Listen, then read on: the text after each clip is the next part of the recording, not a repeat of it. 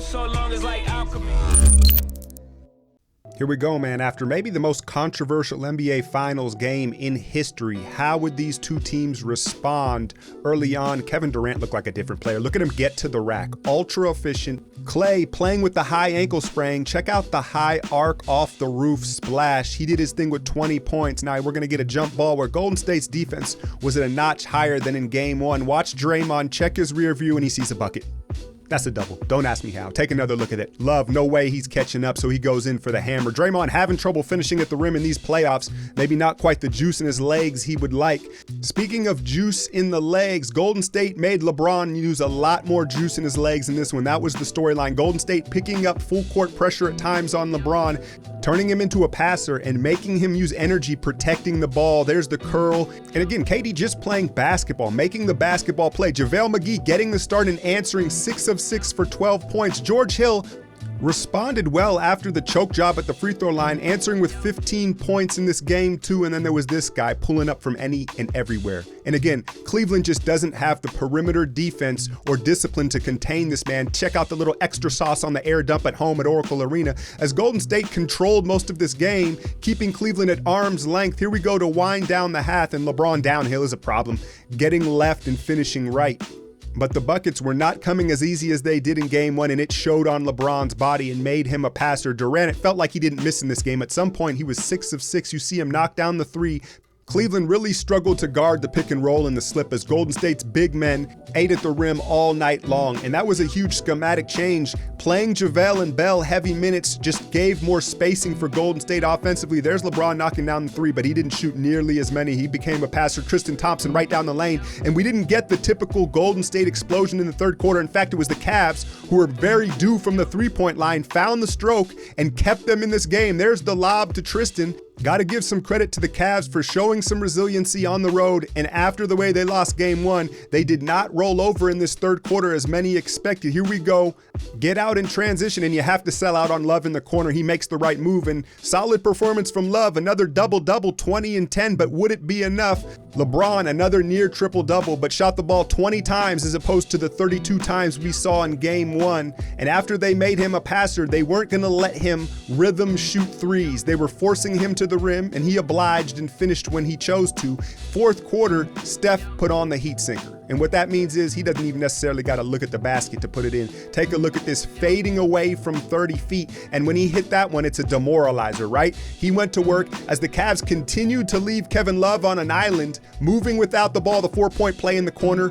As the Avalanche is on at Oracle, he ain't done. How about his 9th to set a finals record as the chef has the finals MVP in sight? Hey, y'all need to go get that boom. Called it, man.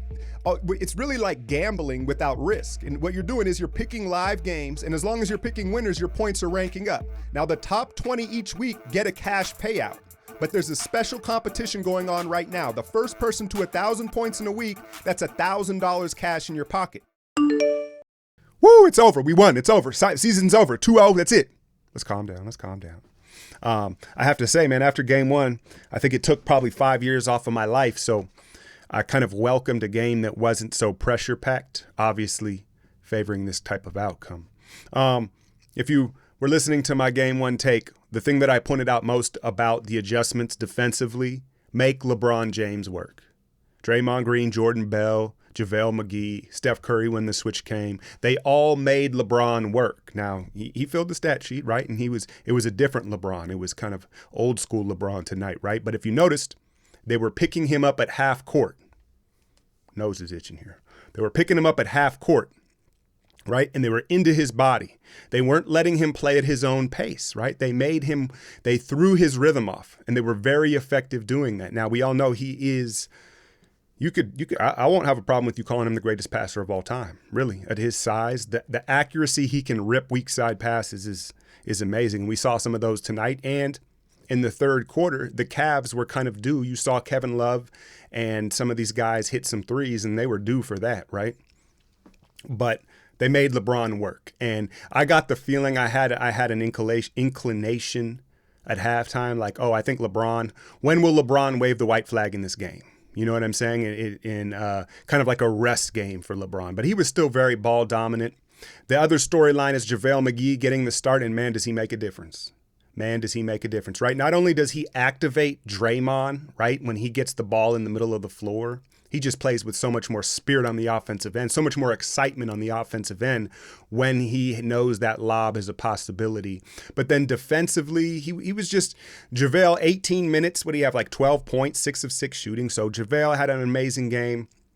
I also want to take the time to shout out Sean Livingston and David West. One, in that first game, I thought David West was done for the series, man, because he really hasn't been the same since he came back from that cyst injury, right?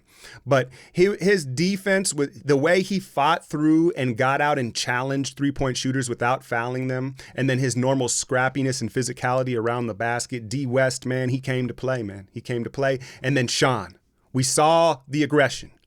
There was a lot of different looks from these Warriors in this game, and Sean was one of them. I think he had double digits again, but he was just aggressive, man. He was aggressive. He was assertive. I saw him communicating more on defense.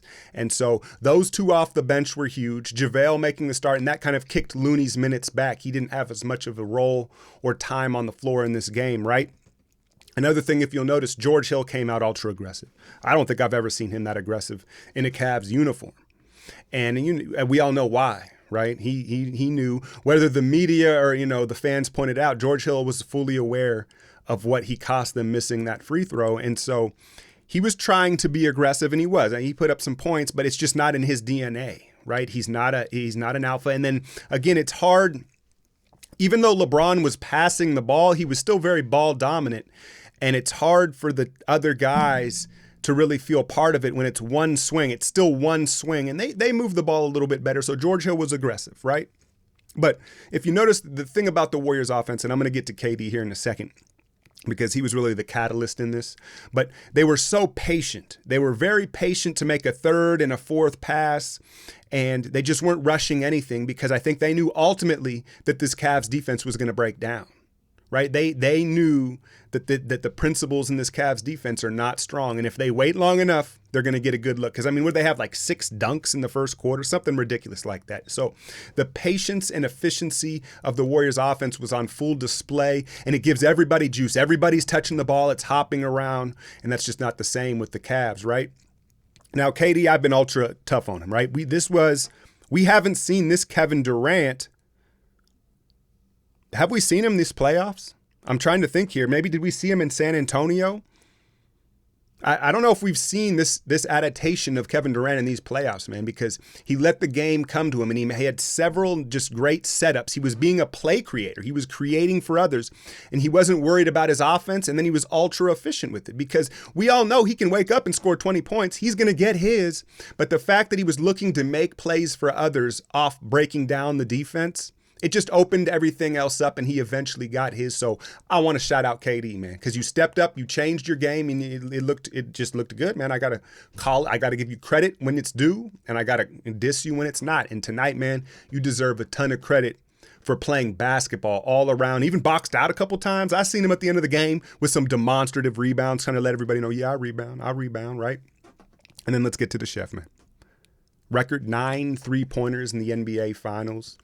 And did you see the little altercation with Kendrick Perkins there with the, and I looked at it like K-Perk, he didn't trip him, man. It wasn't nothing foul about it. He had his big legs spread out. He is a cheerleader. Shout out Draymond. But it wasn't a trip or nothing like that. But I like feisty Steph. And whether he's fabricating the chippiness or, he's partly responsible for it, either way, I like chippy Steph, because you could tell right when he started the fourth quarter, he felt some type of way, and he was aggravated, and he had extra energy, and he used that, man. He made some incredible shots. The Cavs continue to allow Tristan and Love out on an island with him. So moving forward, are we going to see the adjustment of the hard trapping of Steph Curry? And then, it's going to open up things, because Clay played and I didn't see him. There was one drive where I saw that he would have probably did something different if he was healthy. But other than that, Clay was Clay, right? But I don't know how many adjustments the Cavs can make. Can you try to reintegrate Rodney Hood into the rotation? Now, we have seen this Cavs team. They went down 2-0 to Boston, right? So I'm not going to pronounce them dead. I'm not going to announce them dead, right? But considering how they lost game one, we also have to consider the fact that they just may not be able to recover from this, right? And if it goes, this game three is always the biggest game in a series. If they lose game three and it's 3-0, then you could see a sweep, man, because you could circle game one as the game that they would get, right? The gentleman's sweep. But one thing I noticed too, and I've been critical of Steph being a little over celebratory, right? And but that's his nature, that he likes to be kind of clowny. You noticed he had a different demeanor at the end of this one, right? Even when he was making those crazy threes, it wasn't the big look at me celebrations. It was just kind of like, yeah, because they know there's still work to be done. And I much prefer this type of attitude. I think it's going to pay off moving forward. Maybe they just put their foot on their jugular and sweep them. I don't know, man. I don't know. I'm not calling it. You can't doubt them. I'm just saying, considering the way they lost, the morale of the team, J.R. Smith was awful. Kevin Love came to play, but ultimately at this point, does he have enough offense? If Golden State continues this strategy of making LeBron the passer and making him expend energy, people were complaining, I saw on Twitter, about Jordan Bell and that foul at the end of the third quarter right there. That's exactly what the Warriors need. He's following exactly the game plan. Just up in LeBron's chest, being extra physical, that adds up, man. And so, yeah, it wasn't the smartest of plays, but Bell was tremendous in his physicality and he was to executing the game plan, man. So I don't know if Cleveland, I don't know a place where Cleveland wins this other than JR diving at someone's knees, maybe.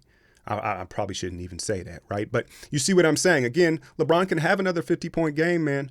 But he seemed to be wearing down in this. Again, I don't know, though, if maybe he was like, all right, let me just rest in this one. We probably ain't getting this one. Let me just chill and make some passes. So maybe we know he's very strategic, and that could have been the case.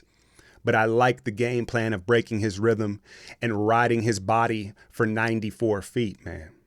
Game three, what do we have? Wednesday, I believe. There's some days off for him to charge up the battery. They're always going to play better at home, and we'll see what's what.